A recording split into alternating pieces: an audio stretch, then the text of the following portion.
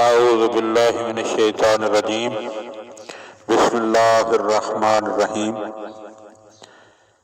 مولا کائنات امیر المومنین علی بن ابی طالب علیہ السلام کے فرامین کے مجموعہ نہج البلاغہ کے تیسرے باب کا 289 نمبر فرمان آپ صاحبان کی خدمت میں ہدیہ۔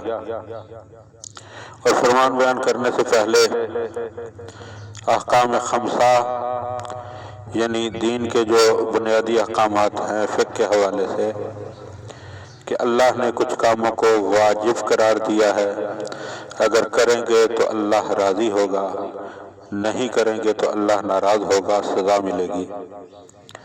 دوسرا حرام ہے، اگر کریں گے تو اللہ ناراض ہوگا، سزا دے گا، نہیں کریں گے تو اللہ راضی ہو جائے گا۔ تیسرا مستحب ہے جسے نفل بھی کہتے ہیں، اگر کریں گے تو اللہ راضی ہو جائے گا، اور اگر خدا نخواستہ نہ کر سکے تو اللہ ناراض نہیں ہوگا۔ چوتھی قسم مکروہات یعنی اگر اس کو کیا جائے ناپسندیدہ ہے، اگر کیا جائے تو اللہ ناراض نہیں ہوتا لیکن ناپسند کرتا ہے، اور اگر نہ کرے تو اللہ راضی ہوتا ہے، اجر دیتا ہے۔ اور پانچویں قسم جو ہے وہ مباح ہے۔ مباح وہ حکم ہے کہ انسان کو جس کا اختیار ہے، اگر کرتا ہے تو پھر بھی اس کی مرضی پر ہے، اگر نہیں کرتا تو پھر بھی اس کی مرضی پر ہے۔ مستحب ہے کہ سفید لباس پہنے، لیکن سفید لباس سے ہٹ کر دوسرا لباس پہننا بھی مباح ہے، حرام نہیں ہے۔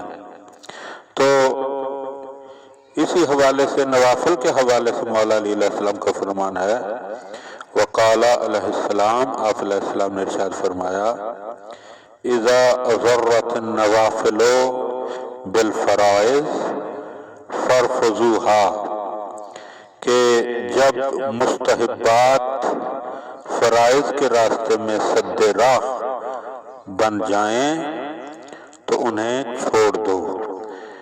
یعنی اگر ایک انسان ساری رات ایک مستحب عمل کرتا رہے اور وہ عمل کرتے کرتے سو جائے، تو اگر اس کی فجر کی نماز جو ہے وہ قضا ہو جائے تو سمجھیے کہ وہ نفل جو ہے وہ فریضے کے راستے میں رکاوٹ بنا ہے، تو ایسے نوافل کو انجام دینے کا کوئی فائدہ نہیں ہے۔